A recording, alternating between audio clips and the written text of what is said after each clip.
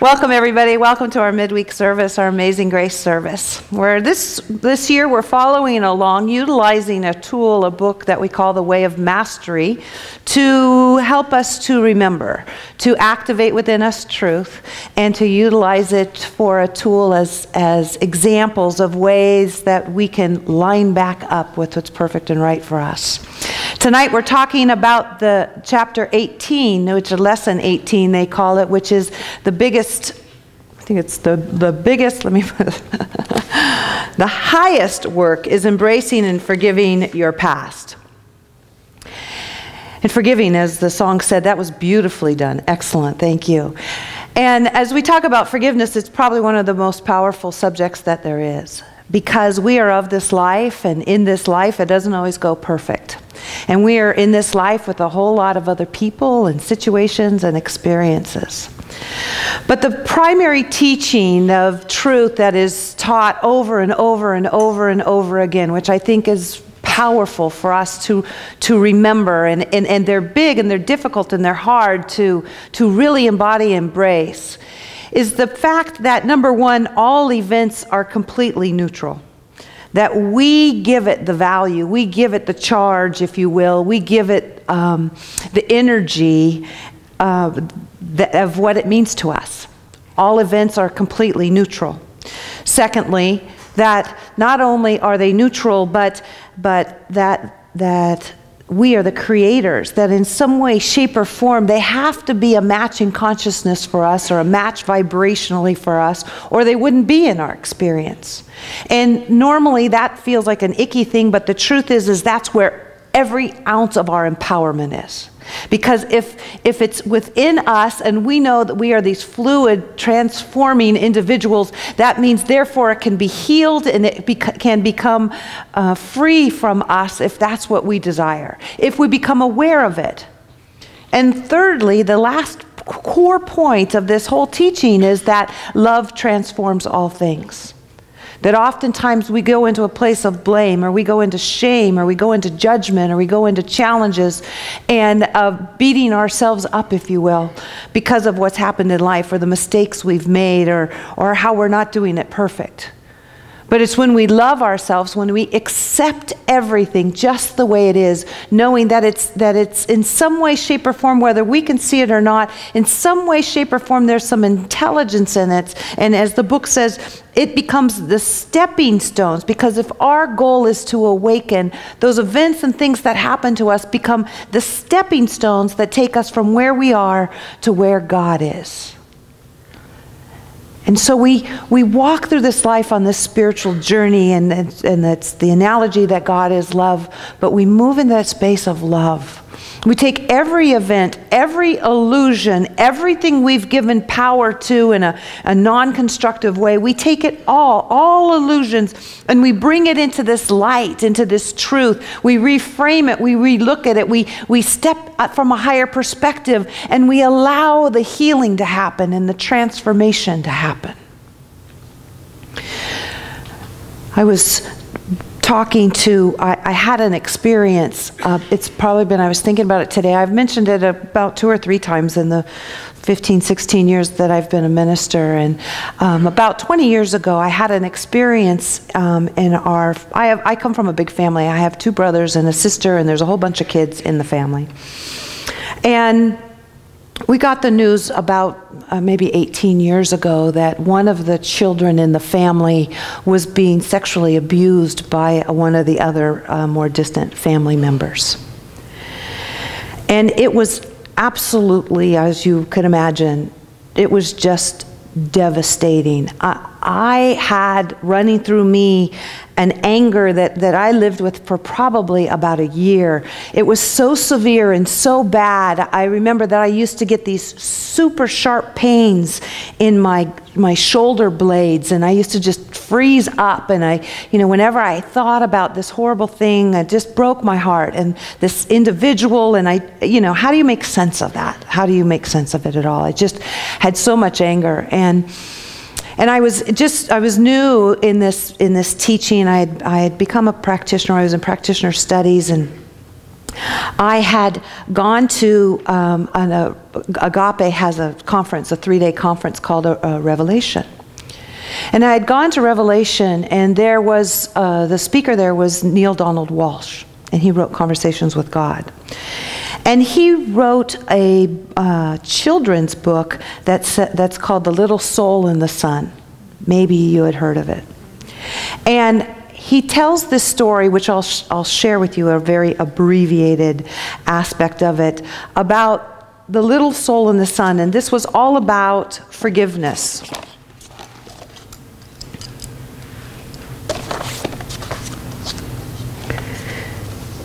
And so I just want to share with you this perspective. It says, once upon a time there was a little soul who said to God, I know who I am. And God said, that is wonderful. Who are you? And the little soul shouted, I am the light. And God smiled a big smile and said, that's right. You are the light. The little soul was so happy because it had figured out what all the souls in the kingdoms were there to figure out and wanted to know. And the soul said, well, it's one thing to know who I am, and it's another thing altogether to actually be it.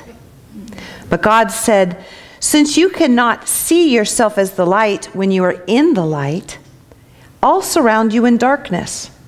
What's darkness? Said the little soul. And God replied, it is that which you are not. But in order for you to experience anything in life, you must know its opposite. You cannot know warm without cold, up without down, fast without slow. But once you know dark, then you'll really know the light that you are. Then God said, what part of the light would you like to experience? There are many parts. And the soul said, I want to be the part of the light called forgiving. I want to experience forgiving. Good, said God, but there is one thing that you should know. There's no one to forgive. No one, said the little soul. No one, God repeated. Everything I made is perfect. There is not a single soul in all of creation that is less perfect than you. Look around you. Looking at the countless other souls, the little soul had to agree. None appeared less wonderful, less magnificent, or less perfect than the other little souls. But just then, a friendly soul stepped forward from the crowd. Not to worry, little soul, I will help you. I can give you someone to forgive. I will come into your next life and do something to forgive. But why? Why would you do that? Said the little soul. Why would you want to come into my life and become so heavy or dark that you could do a bad thing? And the other soul said, simply, said the friendly soul, I would do it because I love you. Don't be so amazed. You have done the same for me. Don't you remember? We have danced together, you and I, many times throughout ages to help each other. We have both been all of it. We have been the good, the bad, the male, the female, the victim, the villain. And so said the friendly soul, I will just come into your next life and be a bad one so that you can experience the light of who you are and one who forgives.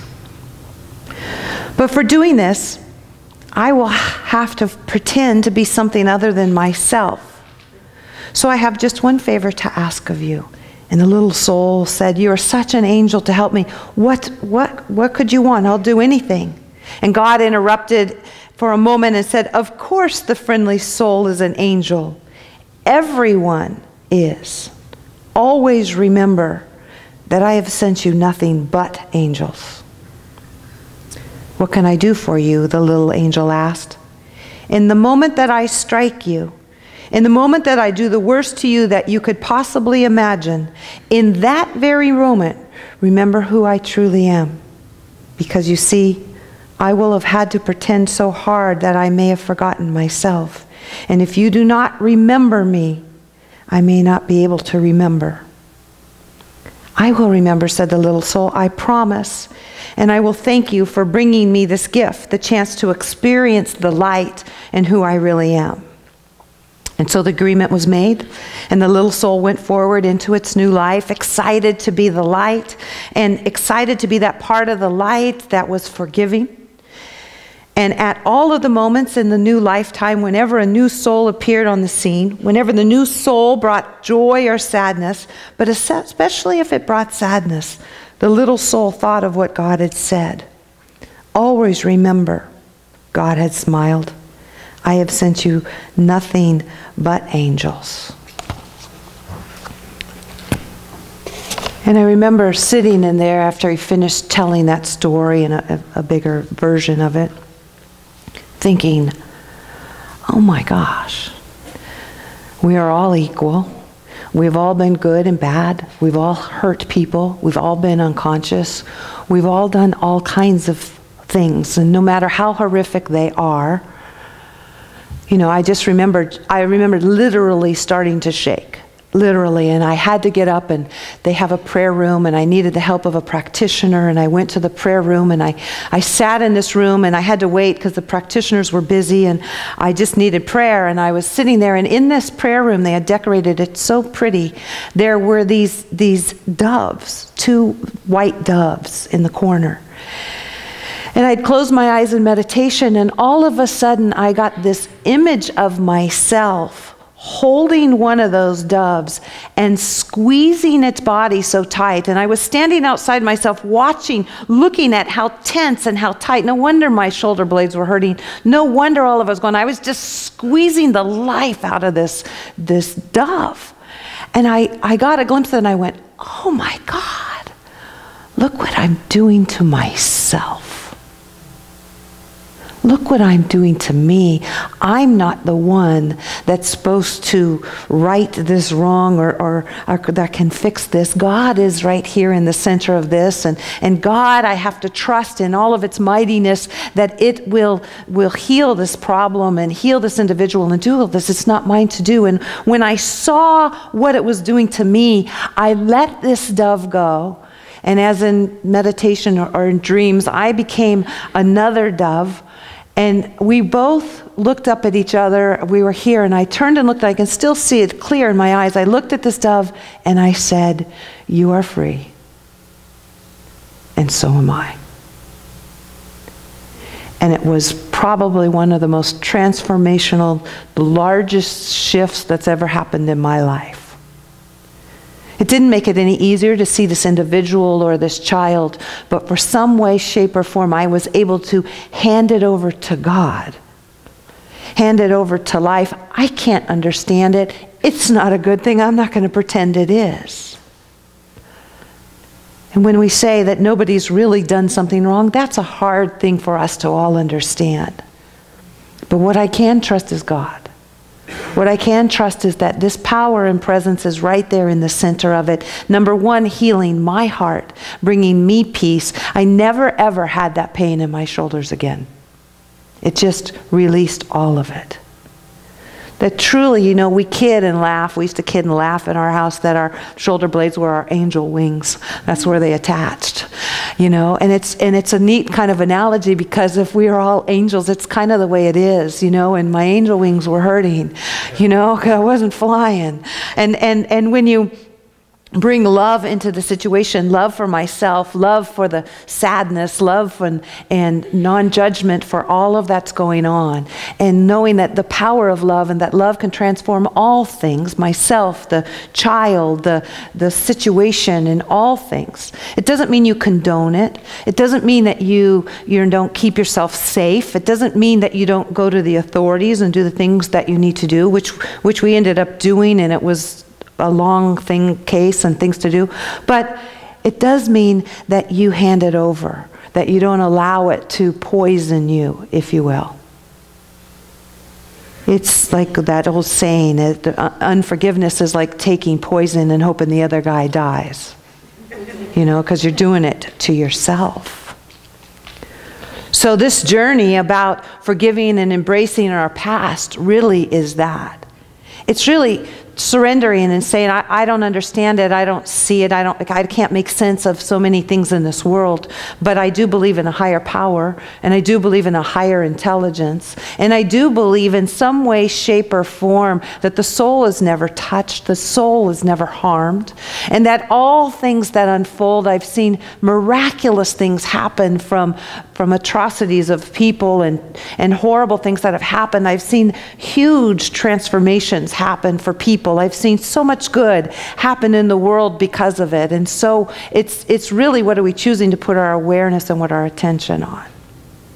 Michael Beckwith has a statement that I really like that said, another one, no experience or anyone, nothing cannot determine our destiny. Only our perception can determine our destiny. So we have a choice of how we're going to look at every single thing. And it's infinite on what we could look at it or how we can look at it. And so that's a confusing part for most people, especially when something so horrific is done. But I can also see, as I watch that in my life, and I look at the challenges in my life, you know, of what I've gone through. I'm remembering in the really early days of my life when the kids were very little, and we were trying to build a business and make money, and our money was up and down, and sometimes we didn't have enough to even eat, and sometimes or pay the rent or to do the things that we needed to do. And how painful that was, how stressful that was, how challenging that was, and how horrible it is. It just hurts your heart to live like that, let alone see somebody live like that.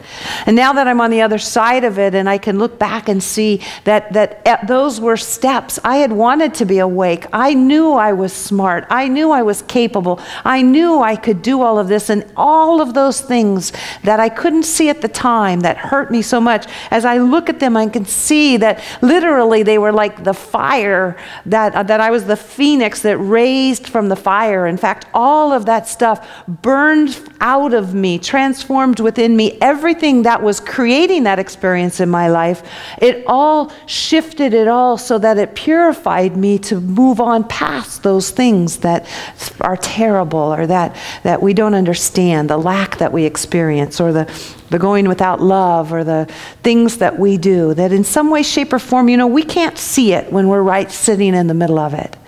But when we get down the road and we look back a little bit, things start to make a little more sense. And the people that we get to become, and what we learn, and the transformation that we come, change us or are with us for a lifetime.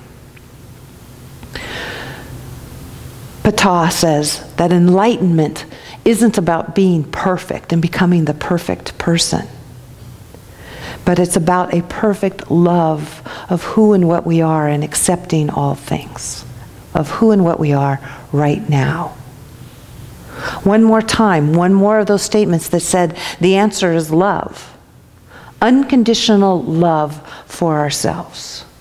Because in love we are open and available. In love we are listening and we can hear the divine. In love so much is flowing.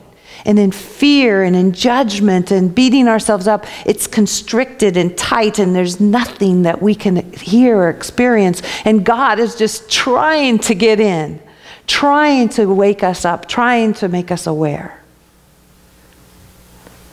And so when we talk about embracing our past and accepting our past, it's about accepting fully that all that has been created in my life in some way, shape, or form was put there through me, as a match for me, because I have a strong desire to be the very best in all that I can be. There's a statement, Byron Katie used an analogy that I thought was really good. She said it's kind of like watching a movie at a film projector and there's lint on the lens. You know, if you're in the outside world trying to scrape it off the movie screen of all the lint that's there, and you realize it's in the lens from which we're looking through, that's where we need to clean it up. That's where the perceptions are. I read something today from Alan Cohen, who was talking about this, and we've all done this before. He lives in Hawaii, and he has to drive his trash to the end of a pretty long road. And their requirement there is that you have your address on your trash cans, your plastic trash cans.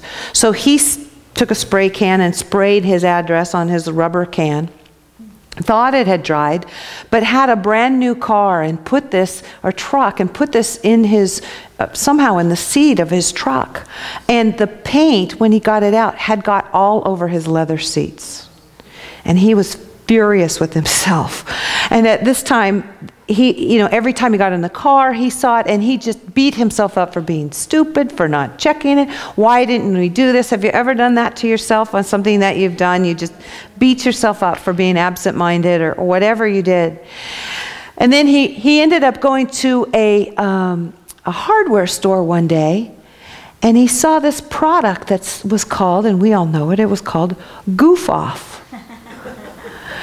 And how cool he thought that was, from an analogy in so many ways, that when we goof up and we make some mistakes, and that there's this product that you can just wipe it away. It goof off, it just wipes away and goes away. And I thought, that is a wonderful analogy, because no matter what happens or what unfolds, and any experiences and pain and things that we're going through, there's a methodology to where we can just wipe it off. We can just goof it off and have it disappear for us. And that's called reframing. That's called going to God. That's called asking for forgiveness. That's called non-judgment. That's called love. It just cleans it away, just like the lint off of the projector that's on the screen. It's powerful. I just was handed a book by Reverend Fran. She found this book. It's written by Julia Cameron. It's absolutely beautiful. It's called Answered Prayers. And you can open the book to almost any page, and it has a beautiful short little prayer for you for about anything. It just reminds you of the truth. And there was this one that seemed to pertain to today that I wanted to share with you. And it says, your past overwhelms you. These are answered prayers from God, letters from the divine. Your past overwhelms you. You have made so many mistakes. You doubt your life can ever be straightened out. You face the future, sometimes with despair. Stop and listen to me. I am not overwhelmed by your past. Your mistakes do not discourage me. To me, your future is bright with promise. I am an energy of boundless invention and creativity. Allow me to work on your behalf. By working with your present a day at a time, I can bring healing to your past. There is no rift irreparable to me. I am able to touch all hearts with a healing grace. Stay close to me. Allow me to work my everyday miracles. I am an energy of harmony. I can untangle your tangled life. I can bring peace where there is discord. I can bring love where there is hate. Allow me to act on your behalf. Bring me your problems. I am an energy of solution. I will use the wreckage of your past to build for you a new and vibrant world. You will not regret the past or wish to slam the door on it. You will know harmony. You will know peace. You will enjoy a sense of new belonging. You will find yourself well and carefully led. This is a powerful book. All of them are in there, just short like that, 2 paragraphs that you can read that remind you of that truth. So our journey is love. Loving every single part of us. Not having to know or understand why, when, where, or how. Not ever beating ourselves up for what we've done or where we're at. Knowing that everything that's unfolded in our life is just there as a signpost. Thank God. God gave us messages and visuals and experiences and things that guide us and lead us and tell us if we're on the path or where we're going. Thank God we don't have to sit and suffer forever and ever, that life brings to us the people, the things, the experiences for our transformations to happen. Yes, we have freedom to choose. Yes, we have freedom to think, but we don't do it alone. For if any way, shape, or form something's off or something's not working, life, God, whatever you want to call it, love comes forth and lifts us through that which we're experiencing. We may not see it at the time, and it may hurt, or we may not understand it, but I guarantee it is the activity of God. For we come into this life awake and aware, and our journey is just to continue to expand, transform, and to grow. And every action that we take does just that. So let us bless every ounce of our being. Let us bless the magnificence that we are. Let us bless and honor the paths and the steps that we've taken. Let us bless the phoenix as we rise from the fire. Let us know that we never walk alone. For God is and I am. No separation. We are one. So I invite us to turn within now. Taking a big breath together. Let us let go into the arms of the divine. No need to struggle or fight.